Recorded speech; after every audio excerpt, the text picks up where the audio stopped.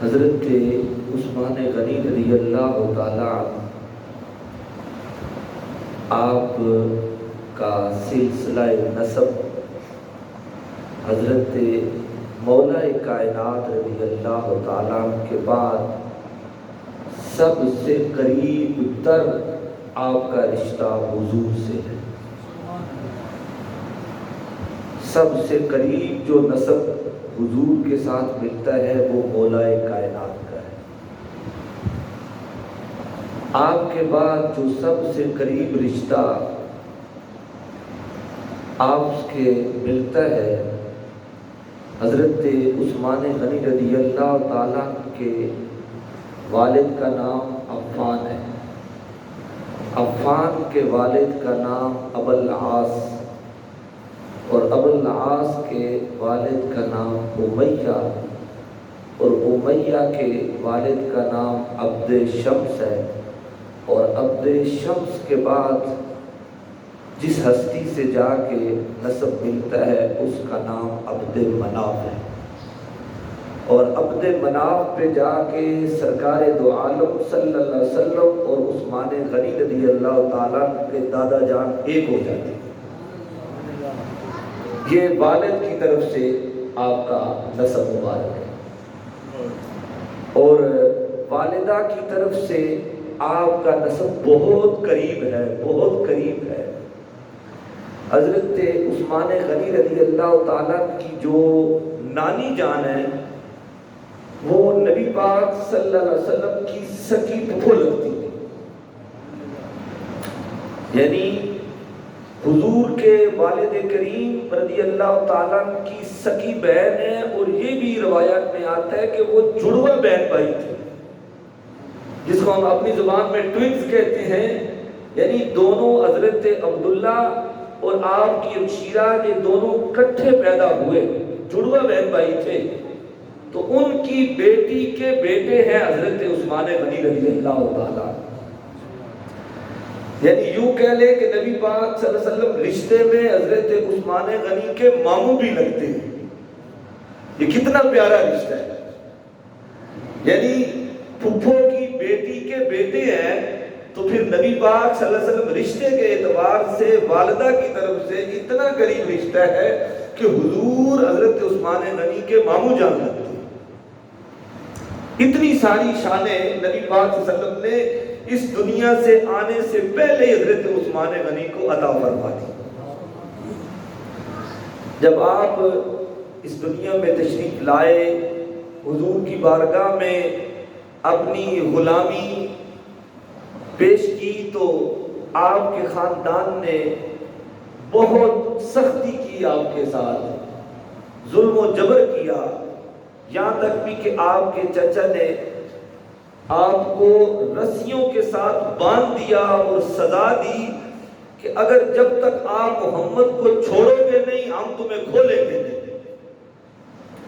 جب یہ بات انہوں نے کی اور کافی دیر تک ایسے رکھا تو حضرت عثمان غنی رضی اللہ تعالیٰ نے فرمایا، چچا تو ایک جان کی بات کرتا ہے، 1000 جان بھی ہو تو وہ بھی مدینے والی سرکار پہ قربان ہے۔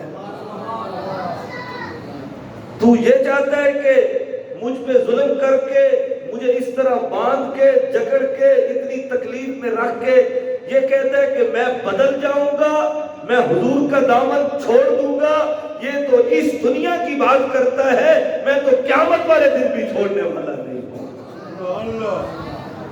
فرمایا تو دنیا کی کوئی طاقت اور سختی مجھے محبوب کے دامن سے دور نہیں کر سکتی۔ عثمان کی ایک جان ہے، 1000 جانیں بھی ہوں وہ بھی نالین مصطفیٰ پر قربان ہے۔ ایک دن آپ نے وضو فرمایا، حضرت عثمان غنی رضی اللہ تعالیٰ نے وضو فرمایا، وضو فرما کے تو مسکرانا شروع کر دیا، وضو فرما کے مسکرانا شروع کر دیا۔ پوچھا گیا حضور کوئی بات ایسی نہیں ہوئی، کوئی سامنے واقعہ ایسے نہیں ہوا کہ جس پہ تبسم فرمایا جائے؟ آپ نے وضو فرمایا ہے اور اس کے بعد آپ نے مسکرانا شروع کر دی ہے، کوئی سبب نہیں ہے، اس کی وجہ کیا ہے؟ تو بڑے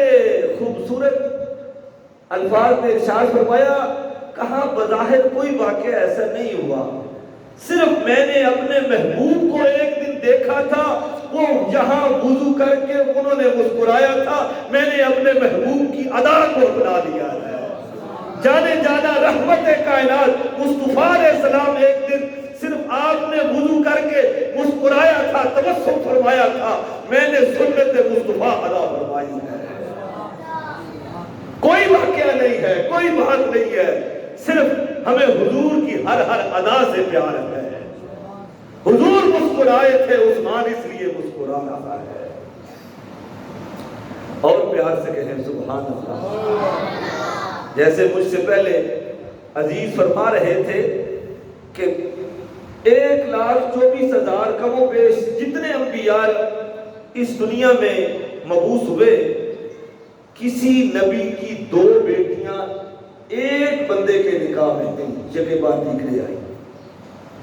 یہ واحد ذات ہے حضرت عثمان غنی رضی اللہ تعالیٰ۔ اور جب آپ کی لخت جگر نور نظر حضرت رقیہ رضی اللہ تعالی عنہا، آپ کی صاحبزادی صاحبہ، آپ بیمار ہو گئی تو بدر کا مقام یعنی بدر کے دن آ گئے اور تمام صحابہ حضور کے ساتھ بدر میں تشریف لے گئے۔ آپ نے فرمایا عثمان تو نہیں جانا، سارے صحابہ کو حکم ہوا، حضور خود بھی جا رہے ہیں، اور اتنا بڑا اسلام کا اور کفار کے درمیان معرکہ تھا، اس کے باوجود لوگ بھی تھوڑے تھے، ایک طرف 1000 ہے اور ایک طرف صرف 313 ہے، اور ساز و سامان بھی نہیں ہے، وہاں تو ایک ایک بندہ اتنا قیمتی تھا، اس کے باوجود حضور نے فرمایا عثمان تو کہاں رہنا ہے، تو نہیں جانا، اسی جنگ پہ جانا۔ وجہ کیا ہے؟ فرمایا میری بیٹی کی طبیعت ناساز ہے، تو خیال رکھنا ہے۔ پیار سے کہے نا سبحان اللہ۔ اور جب نبی پاک صلی اللہ علیہ وسلم بدر سے واپس تشریف لا رہے تھے تو اسی اثناء میں آپ کی صاحبزادی صاحبہ حضرت رقیہ رضی اللہ تعالیٰ عنہ، آپ کا وصال پاک کمال ہو گیا۔ اس وقت انہیں جنت البقیع شریف میں دفنایا جا رہا تھا۔ تو اس بات سے ایک یہ بھی اندازہ ہوا کہ حضور کی آل کی خدمت کرنا یہ کتنی بڑی بات ہے، یہ کتنا بڑا اجر ہے کہ حضور نے فرمایا عثمان تو جہاد تے نہیں جانا، جنگ تے نہیں جانا، میری بیٹی کا خیال رکھنا ہے۔ اور اس کا انعام کیا دیا؟ فرمایا جنگ سے جتنا مال غنیمت آیا ہے وہ تجھے جیسے دوسرے صحابہ کو ملا ہے تجھے بھی ملے گا۔ جو مقام اور مرتبہ اور جو ثواب رب کریم نے جنگ میں جانے والوں کو عطا فرمایا ہے، وہ سارا ثواب رب کریم تجھے میری بیٹی کی خدمت کرنے میں عطا فرما دے گا۔ یعنی یہ حضور کا اختیار ہے کہ ایک بندہ بدر میں نہیں گیا مگر پھر بھی حضور نے اپنے اختیار سے اسے بدریوں میں شامل فرما دیا۔ اس سے پتہ چلا کہ ساری کائنات کا مالک خالق رب ہے، مگر اس کا بادشاہ، اس کا تقسیم کرنے والا وہ اپنے حبیب کو بنا رکھا ہے کہ اس میں جیسے چاہے تو اختیار کر۔ ایک بندہ بدر میں نہیں گیا، اس کے باوجود حضور نے اسے حصہ بھی عطا فرمایا اور رب سے ثواب بھی لے کے عطا فرمایا۔ اور پیار سے کہیں سبحان اللہ، اور پیار سے کہیں سبحان اللہ۔ اور وہ بڑا مشہور واقعہ آپ نے سنا ہے کہ جب ہجرت کر کے مدینہ عالیہ میں حضور تشریف لائے، صحابہ آئے، تو وہاں کوئی میٹھا کنواں نہیں تھا، ایک کنواں میٹھا تھا، وہاں سے پانی خرید کر ملتا تھا۔ تو یوں بھی روایات میں آتا ہے کہ حضور نے اسے فرمایا کہ تو یہ کنواں مجھے دے دے اور اس کے بدلے میں تجھے میں جنت میں چشمہ عطا فرما دوں گا۔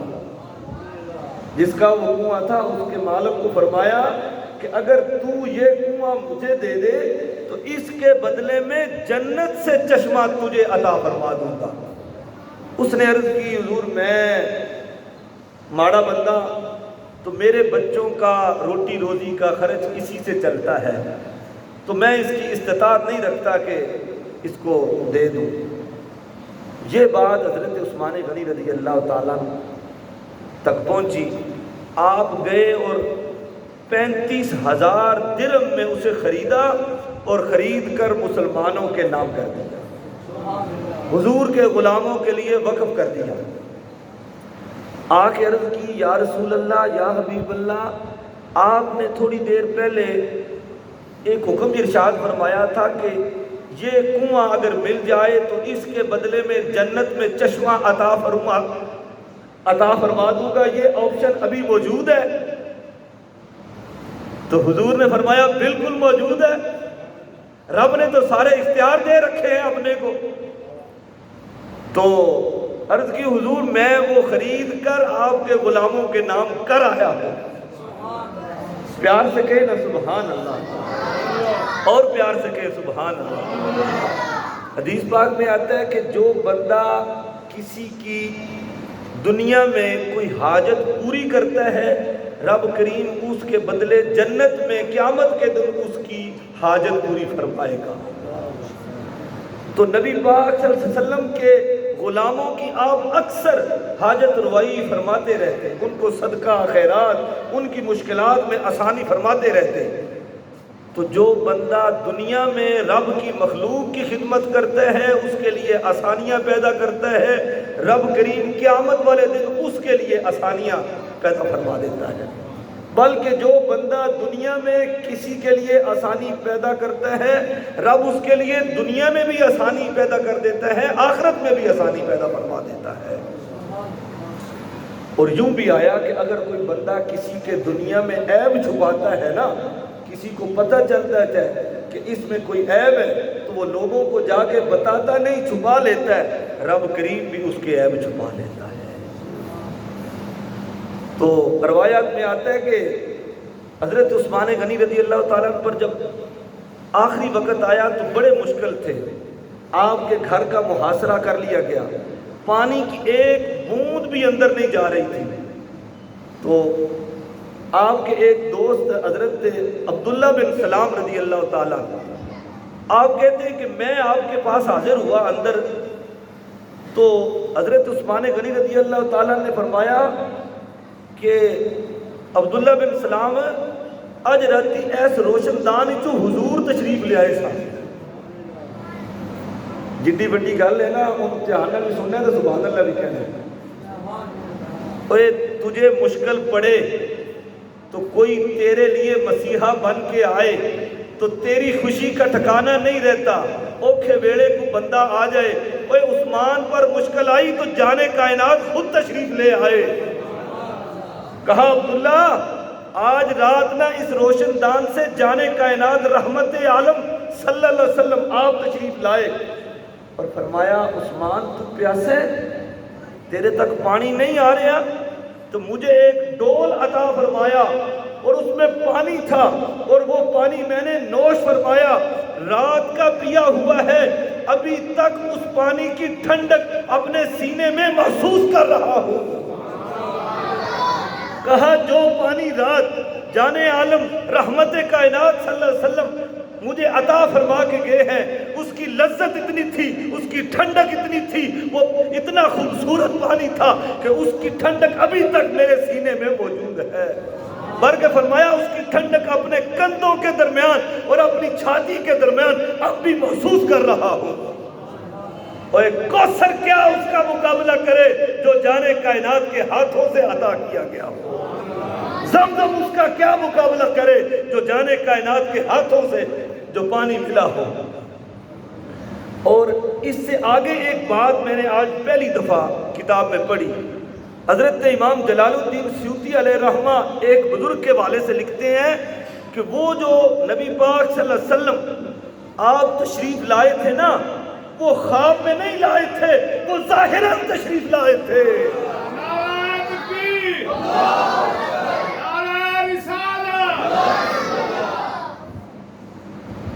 فرمایا وہ حضور جو آئے تھے نا آپ کے پاس، وہ خواب والا معاملہ نہیں تھا، وہ حضور جان کائنات ظاہراً تشریف لائے تھے حضرت عثمان غنی کے پاس، اور آ کے فرمایا سونا کوئی مشکل نہیں، اگر چاہو تو اسی تھوڑی مدد کرنے ہاں، یہ جڑے تھوڑے مخالف نے نیست و نابود کر دیں گے، اگر چاہو تو آج شامی روزہ ساڑھے نال افطار کرو آگے۔ دونوں آپشن موجود نے، اور یہ تو حضور کے داماد بھی تھے، یار بھی تھے اور پیارے بھی تھے، سارے معاملے تھے۔ غازی علم دین شہید کی بات آتی ہے کہ آپ کو جب وہ کوٹھڑی میں کیا گیا نا بند، تو تھوڑی دیر واسطے آپ غائب ہو گئے، بڑا باہر سی نا سنتری، انہیں ویکھیا آپ اندر کوئی نہیں، تو پوچھا، تھوڑی دیر بعد جب آئے تو پوچھا حضور آپ کہاں تھے؟ فرمایا میں اتھے ہی سا۔ فرمایا حضور سچی گل دسو، میں تھوڑی دیر پہلے ویکھیا آپ نہیں سو تھے۔ فرمایا حضور نے مولا کائنات نو بھیجیا سی، مینوں لے گئے سن حضور دی بارگاہ وچ۔ فرمایا مینوں آ کے لے گئے سن، تے آپ نے فرمایا اگر چاہیں تے اسی تینوں آزاد کرا دینے ہاں، اگر چاہیں تے جا، پھر مکمل ساڈے کولے آ جا۔ تے میں حضور کول جانا پسند فرما لیا۔ اوے انہاں پاکاں لوگاں دی زندگی تے مشکلات اپنے اختیار وچ ہوندیاں نے۔ حضور فرمایا عثمان اگر چاہتے ہو تو ہم ان دشمنوں کے مقابلے میں آپ کی مدد کرتے ہیں، نہیں تو پھر آج شام جو ہے روزہ مل کے افطار کریں گے۔ تو کہتے میں نے یہی اختیار فرمایا کہ حضور اب بس ہو گئی ہے، اپنے پاس بلا لیں مجھے۔ اور حضرت عبداللہ بن سلام فرماتے ہیں کہ اس کے چند وقت کے بعد آپ کا وصال با کمال جو ہے وہ ہو گیا۔ آپ کی بڑی ساری شانیں ہیں، بڑی ساری شانیں ہیں۔ نبی پاک صلی اللہ علیہ وسلم نے فرمایا کہ یہ جو جنت البقیع شریف کی جگہ ہے نا، یہ خریدنی ہے، تو جو وہ خرید کے دے گا اس کے مقابلے میں اسے جنت عطا کی جائے گی۔ تو حضرت عثمان غنی رضی اللہ تعالیٰ نے جا کے خرید کے عرض کی حضور وہ جڑا آپ نے فرمایا سی نا وہ تھا لے لیا پا، تے آپ نے فرمایا اگر لے لیے تو جنت کو اسی کوئی اتھے تے نہیں کہ ان دا انتقال ہونا ہے تے ان دی کوئی فرد نکلنی ہے، نہ رب نے مختار کل بنا کے بھیجا ہے، اگر تم اتھے لے دیتی جنت وچ اسی بھی لے دیتی۔ پیار سے کہیں نا سبحان اللہ۔ اب یہاں آپ نے یہ واقعہ آپ نے سنا ہے، تھوڑا سا غور فرمانا ہے اس میں، ایسے بات مکا دینی گل، تھوڑا سا غور فرمائیں۔ حضور نے فرمایا جیڑا مومن ہوندہ ہے نا ان دی قبر جنت دے باغاں وچوں باغ ہوتی ہے۔ جیڑا مومن ہوندہ ہے ان دی قبر جنت کے باغوں میں سے باغ ہوتی ہے، بلکہ آپ نے یوں فرمایا کہ قبر جو ہے یا دوزخ کے گڑھوں میں سے ایک گڑھ ہے یا جنت کے باغوں میں سے باغ ہے۔ سیدھی سی بات ہے، بندہ مومن ہے تو قبر جنت کا باغ ہے، اگر بندہ مومن نہیں ہے تو دوزخ کا گڑھ ہے۔ تو آپ نے فرمایا کہ مومن کی قبر جنت کے باغوں میں سے باغ ہے۔ اور پیار سے کہنا سبحان اللہ۔ جو جگہ جنت البقیع شریف کی حضرت عثمان غنی نے حضور کے لیے پیش کی تھی، آج سارے صحابہ اسی میں جلوہ فکر ہے۔ وہ حضرت امام حسن اسی میں جلوہ فکر ہے، وہ حضور کی ازواج اسی میں جلوہ فکر ہے۔ حضور کی جان کائنات سیدہ کائنات مختومہ کائنات بی بی زہرا سلام اللہ علیہا کا روزہ انور آپ کی قبر مبارک اس جگہ پہ ہے جو جگہ حضرت عثمان غنی رضی اللہ تعالیٰ نے پیش فرمائی تھی۔